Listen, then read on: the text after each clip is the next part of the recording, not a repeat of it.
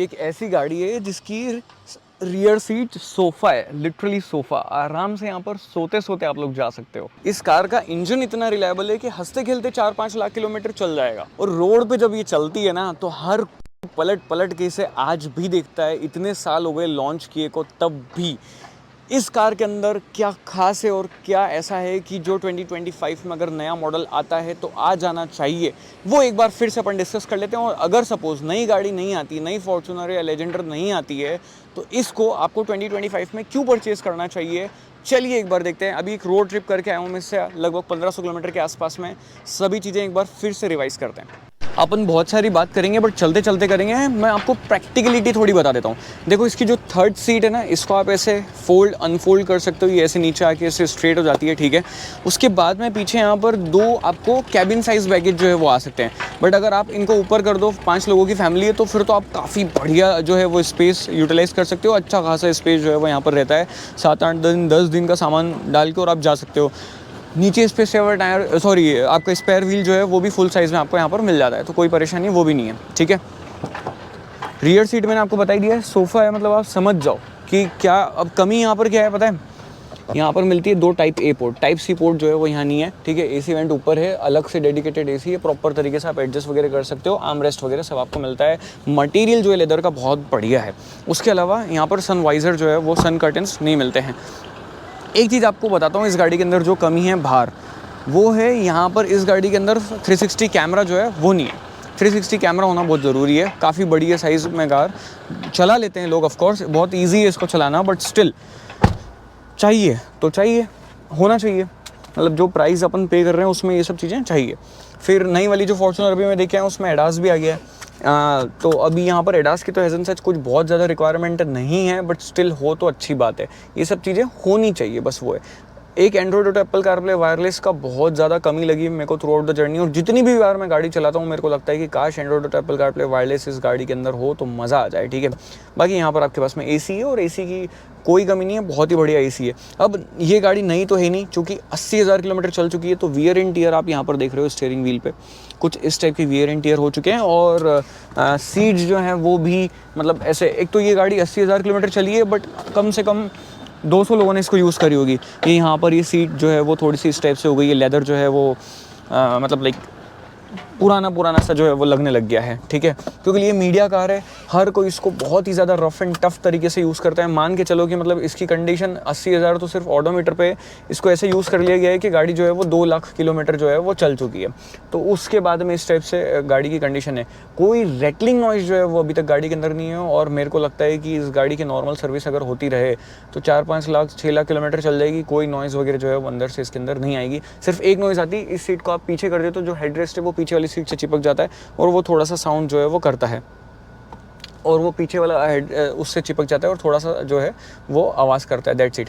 बाकी क्रॉल कर रही है और कितनी स्पीड है मैं यहीं पे बता देता हूँ। 10 की स्पीड पे जो है वो ये कार क्रॉल कर रही है, ठीक है। ये 4x2 वर्जन है, 4x4 नहीं है। अब आपको इनके बारे में भी बात करूँगा कि 4x4 लेनी है या 4x2 लेनी चाहिए, ठीक है।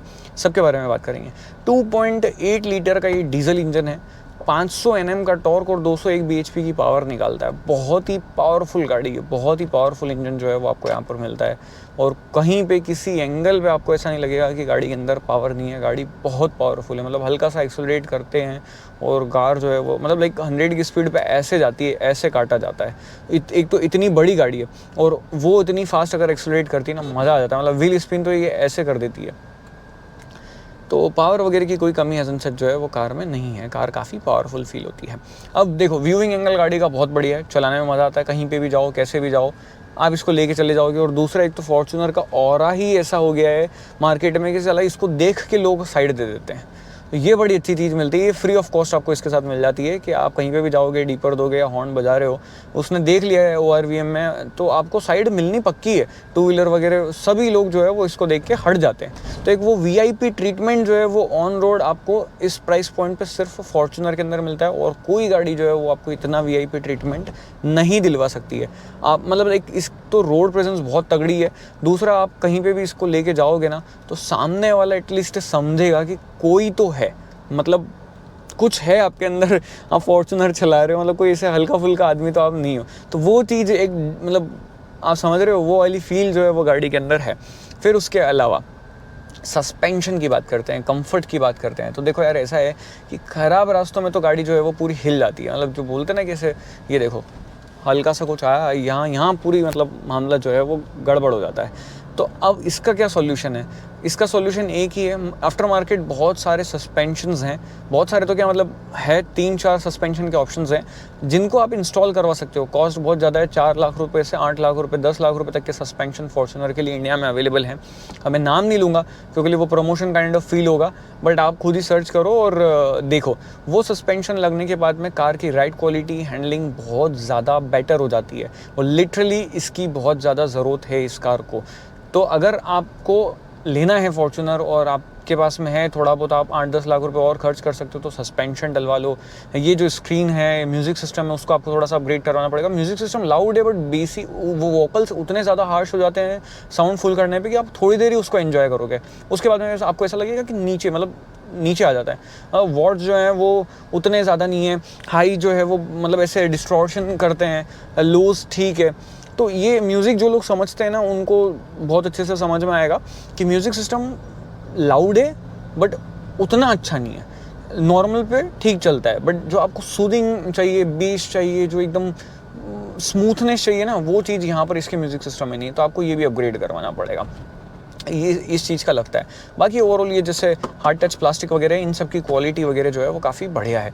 अब बाकी हेज़न सच कार अच्छी है ओवरऑल। अगर आपको बेसिक रिक्वायरमेंट है आपकी, नॉर्मल आप वायर से कनेक्ट कर लोगे तो आपका काम चल जाएगा। टाइप सी पोर्ट जो है वो कार के अंदर नहीं है, उस चीज़ की कमी लगी। और वेंटिलेटेड सीट पीछे भी एटलीस्ट होनी चाहिए, बिकॉज 30-30 लाख रुपये में आप पीछे वाली सीट पर भी वेंटिलेशन फंक्शन वगैरह मिलता है। और साथ ही साथ फॉर्च्यूनर में आपको बेंच सीट ही मिलती है। कैप्टन सीट का भी अब ऑप्शन आना चाहिए यार। ये मतलब ज़रूरी नहीं है कि बेंच के ऊपर मतलब बैठ के जाओ। बेंच अगेन सोफ़ा है, उसकी कमी कुछ नहीं है, बट ऑप्शन होना चाहिए। क्या इतनी बड़ी गाड़ी है, हमको हमारे हिसाब से लेनी है, तो एटलीस्ट टोयोटा ऑप्शन दे सकती है, तो वो कंपनी को करना चाहिए। बाकी यहाँ पर चिलर लगा हुआ है, यूटिलिटी स्पेस वगैरह कार के अंदर काफ़ी बढ़िया है, कोई दिक्कत परेशानी हेज़न सच नहीं है। और इवन दो 120 पे भी कार जो है अराउंड 1700-1800 RPM पे जो है वो रैव करती है। ये देखो हल्का फुल्का साउंड जो है वो सीट के उससे हेडरेस्ट टच हो रहा है पीछे वाली सीट से, और गड्ढे में से निकलती है ना तो हिलती है, तब आता है, बस बाकी नहीं आता है। अभी ऐसे एक्सेलरेट वगैरह में कर दूंगा ना, तो मतलब आप 100 पे भी एक्सेलरेट करते हो ना, तब भी ऐसे काटा इस तरफ, ऐसे इस तरफ मतलब जाता है। 140, 160, 180, 200 ऐसे काटा जाता है यार। तो there is no replacement of displacement वाली बात जो है वो डेफिनेटली यहाँ पर है। इसमें sports mode, normal, eco 3 mode है। नॉर्मल मोड में सफिशिएंट पावर आपको मिल जाती है, स्पोर्ट्स में डालने की ज़रूरत नहीं पड़ती। स्पोर्ट्स में फिर ऐसा लगता है गियर जो है वो बहुत ज़्यादा ऐसे आवाज़ करवा रहा है इंजन को। 6 स्पीड का ऑटोमेटिक टॉर्क कन्वर्टर गियरबॉक्स जो है वो यहाँ पर आपको मिलता है। इवन दो काम बहुत अच्छे से करता है, कोई परेशानी हेज़न सच आपको नहीं आती है। बट कभी कभी क्या होता है ना कि जैसे आप एकदम हार्ड एक्सेलरेट करते हो तो साउंड जो है वो बहुत ज़्यादा ये करवा देता है, तो वो चीज़ लगती है थोड़ी सी कि साउंड वगैरह जो है वो और ज़्यादा बेटर ऑप्टिमाइज़ की जा सकती है। और दूसरा फिर साउंड से याद आया NVH कार का, तो कार का NVH भी मतलब वेल इंसुलेटेड जो है वो फील होता है। मतलब ऐसे बहुत ज़्यादा साउंड बाहर का नहीं आता है, जितनी बड़ी ये कार है, जितना बड़ा इंजन इस कार के अंदर आपको मिलता है, तो ऐसा फील नहीं होता है कि कार का इंसुलेशन जो है वो ख़राब है। हाँ, सस्पेंशन का साउंड थोड़ा बहुत जैसे ये निकलती है, क्योंकि टायर बहुत बड़े हैं ना, तो आपको मिलता है। 18 इंच के टायर, अभी नई वाली फॉर्च्यूनर में हम देख के आए थे 20 इंच के टायर जो है वो लग रहे थे वहाँ पर। और मैंने वीडियो डाली हुई है, आई बटन पे क्लिक करके देख लेना, मैं डलवा दूंगा आई बटन पे। और इसका इंस्ट्रूमेंट क्लस्टर आज भी मेरे को बढ़िया लगता है, सभी चीज़ें बहुत ही नीट एंड क्लीन और अच्छी तरीके से दिख जाती है, तो मेरे को इससे कोई कंप्लेंट जो है वो हेज़न सच नहीं हुई है। और इसका UI जो है वो पुराना सा लगता है, ये नया जो है वो हो जाना चाहिए। और टाइप सी पोर्ट आ जानी चाहिए कार के अंदर एटलीस्ट यार, कम से कम। बंदा कैसे फ़ोन चार्ज कर रहा है, मैं पावर बैंक से अपना फ़ोन चार्ज कर रहा था, तो वो चीज़ है। और दूसरा ग्लासेस काफ़ी बड़े हैं पीछे, तो एटलीस्ट सन कर्टन्स वगैरह जो है वो मतलब फीचर्स जो हैं वो बिल्कुल ना के बराबर है, बट रिलायबिलिटी जो है वो बेस्ट इन क्लास है, बेस्ट इन क्लास। तभी इतना ज़्यादा प्राइस पे करके लोग जो है वो इसको परचेज़ करते हैं। और आज भी अगर ये गाड़ी जैसे अगर सिंगल हैंड चली होती तो इसकी कंडीशन बिल्कुल मिंट कंडीशन नई जैसी जो है वो होती, वो तो इतने हज़ारों लोगों ने मतलब कितने सारे लोगों ने इसको चलाया होगा, मतलब गिन नहीं सकते हो। तो इस वजह से इस कार की ये स्टीयरिंग की और सीट वगैरह की कंडीशन जो है वो कुछ इस टाइप से हो गई है, दैट्स इट। बाकी स्टिल इसने बहुत ज़्यादा टॉर्चर सहा होगा, उसके बावजूद कार पूरी परफेक्ट कंडीशन में, कोई रैटलिंग नॉइज़ वगैरह नहीं आ रही है। ये चीज़ टोयोटा मतलब जो रिलायबल जो इस बैच के साथ आपको मिलती है ना, वो मिल रही है यहाँ पर। तो ये चीज़ काफ़ी बढ़िया है। माइलेज जो है वो आप मान के चलो आपको 11-12 के आसपास जो है वो कार दे देती है हाईवे पे, और 10 के आसपास, 8-10 के आसपास जो है वो सिटी में दे देती है। मैंने बहुत बार ट्राई कर लिया चेक करने का, वही 10-12 के आसपास निकलता है। 11.7 निकला था अभी मेरा एक टैंक पे, और एक टैंक पे मेरा क्या बोलते हैं 12.1 निकल गया था जब मैंने थोड़ा सा ढंग से चल रहे थे हम लोग, पूरी फैमिली वगैरह साथ में थी, तो वही 120 के आसपास क्रूज़ कर रहे हैं, थोड़ा सा प्यार से ऐसे, मतलब ये नहीं कि एकदम हार्ड एक्सेलरेट वगैरह कर रहे हैं। तो वहाँ पे जो है वो माइलेज थोड़ा सा, मतलब मान के वही चलो 11-12 के आसपास आपको हाईवे पे मिल जाएगा, चाहे आप तेज़ चलाओ या स्लो चलाओ, और थोड़ा सी डिफरेंस वो आएगा, कोई बहुत ज़्यादा बड़ा डिफरेंस नहीं आता है। 80 लीटर का फ्यूल टैंक मिल जाता है आराम से, 700-800 किलोमीटर जो है वो कार चल जाती है। वो मोटा मोटा आपकी ड्राइविंग स्किल वगैरह पर डिपेंड करता है। अब 4x4 की और 4x2 की बात करते हैं, तो मेरे को ऐसा है कि 4x4 लेने का ही सेंस बनता है। मैंने पहले भी वीडियोस इसके ऊपर बनाए हैं, तब भी मैंने ये कहा है कि 4x4 ही लेने का सेंस बनता है अगर आप फॉर्च्यूनर या लेजेंडर ले रहे हो तो।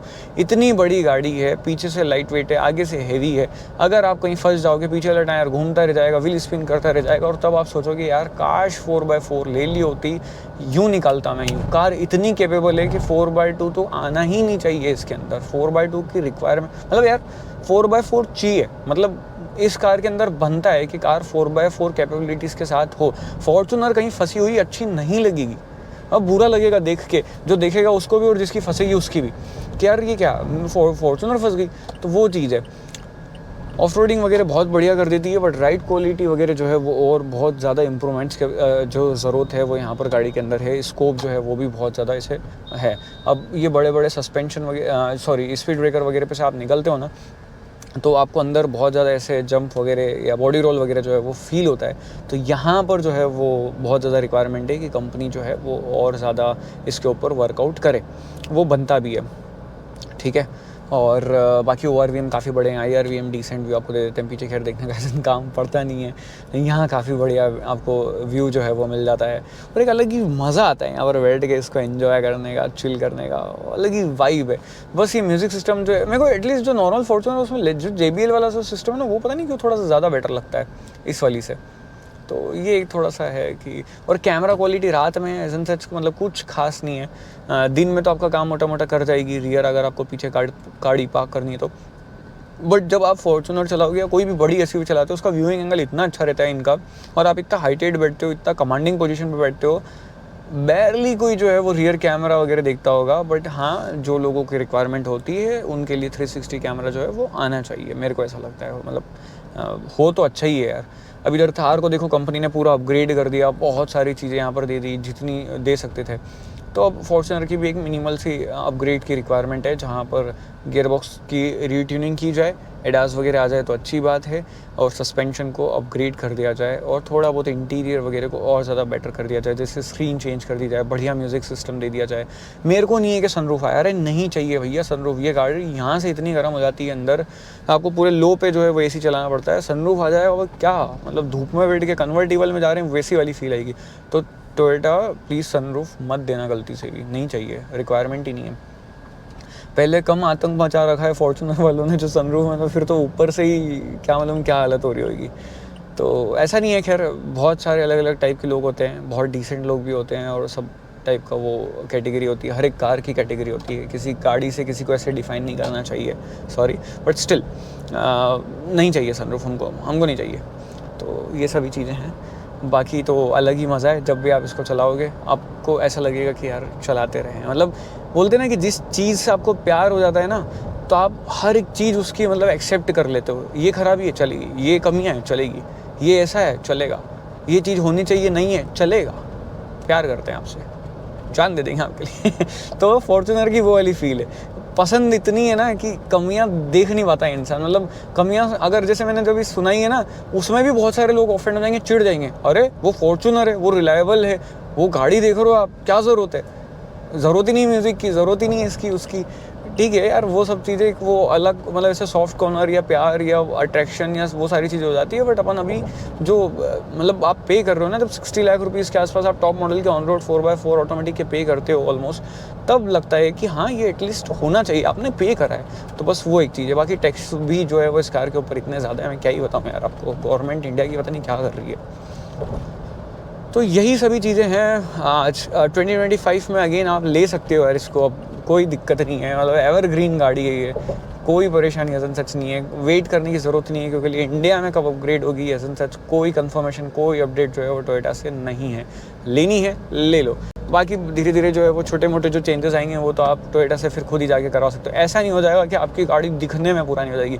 मैं जो वीडियो बना के आया हूँ उसको आप देखो, वो नई फॉर्च्यूनर है, एलॉय व्हील की साइज़ बड़ी है, मैं आपको इसे गिना देता हूँ। एलॉय व्हील की साइज़ बड़ी है, 360 कैमरा आ गया है, एडास आ गया है उसके अंदर इंस्ट्रूमेंट क्लस्टर में, और स्टीयरिंग व्हील पे कुछ स्विचेस ऐड हो गए हैं, वो एडास से रिलेटेड हो गए हैं। बाकी पूरी कार ही सेम है, इंटीरियर वगैरह भी ऑलमोस्ट सिमिलर से ही लगा मेरे को, कुछ मतलब थोड़ा सा कलर थीम वगैरह चेंज हो गई है। वो इंटरनेशनल मार्केट और अपने यहाँ पे इंडिया में थोड़ा बहुत डिफरेंस तो रहता ही रहता है, उसके अलावा कुछ है ही नहीं डिफरेंस। अभी अब देखो मैं इसको 120 पे लेके जाता हूँ, भागो नॉर्मल 120 पे आ गए, आरपीएम देख रहे हो वही अपने 1700-1600, मतलब 1700-1800 आरपीएम के बीच में 120 पे आराम से क्रूज़ करती है। उसके बाद में भी मतलब कोई ऐसे लगता नहीं है कि गाड़ी 120 पे चल रही है, फील ही नहीं है 120 के ऊपर, मतलब एकदम क्रूज़ करते हुए जा रही है। इंजन पे कोई स्ट्रेस नहीं है, कोई लोड नहीं है, ये गियर बॉक्स की वजह से मज़ा आ जाता है। 3 ड्राइविंग मोड्स यहाँ पर दिए हुए हैं, ट्रैक्शन कंट्रोल आपको ऑफ करना है आप कर सकते हो, ऑटो ऑन ऑफ का फंक्शन भी कार के अंदर आपको मिल जाता है, जो कि बहुत अच्छी तरीके से काम करता है। कोई डिस्टर्बेंस वगैरह आपको नहीं रहता है, ट्रैफिक कंडीशन में आप चलाते हो तब भी कोई प्रॉब्लम जो है वैसे सच उससे रिलेटेड आपको नहीं आती है। ब्रेकिंग बाइट्स वगैरह भी आपको बढ़िया मिल जाती है। तो बस यही सभी चीज़ें हैं, और 2025 में क्यों लेनी चाहिए आपको पता चल गया है, लेके आपको क्या अपग्रेड करवाने हैं वो पता चल गया है, और क्या अपग्रेड आने चाहिए मुझे ऐसा लगता है वो भी मैंने आपको बता दिया है। बाकी आप भी अपना ओपिनियन दो, अगर आप ऑनर हैं तो आप ज़रूर से बताएं कि ये सब चीज़ें और आपकी एक्सपेक्टेशन लिस्ट में, या ये सब चीज़ें आपने और फील करी है। जितनी ज़्यादा बढ़िया कमेंट होगी उस कमेंट को मैं पिन करूँगा, ताकि वो कमेंट आपका जो फीडबैक है वो लोगों के और ज़्यादा हेल्प करे। मिलते हैं नेक्स्ट वीडियो में, और आज भी अगर आपको कोई इस वीडियो के अंदर कमी लगी है तो प्लीज़ फीडबैक दो, ताकि नेक्स्ट वीडियो में और सुधार किया जा सके। और बाकी नेक्स्ट वीडियोस आपको कौन सी देखनी है, नेक्स्ट आपको कौन सी कार की वीडियोस देखनी है, रिव्यू देखना है, लॉन्ग ड्राइव देखनी है, माइलेज टेस्ट देखना है, नीचे आप कमेंट बॉक्स में ज़रूर से बताएं guys. Please drive safe and ride safe.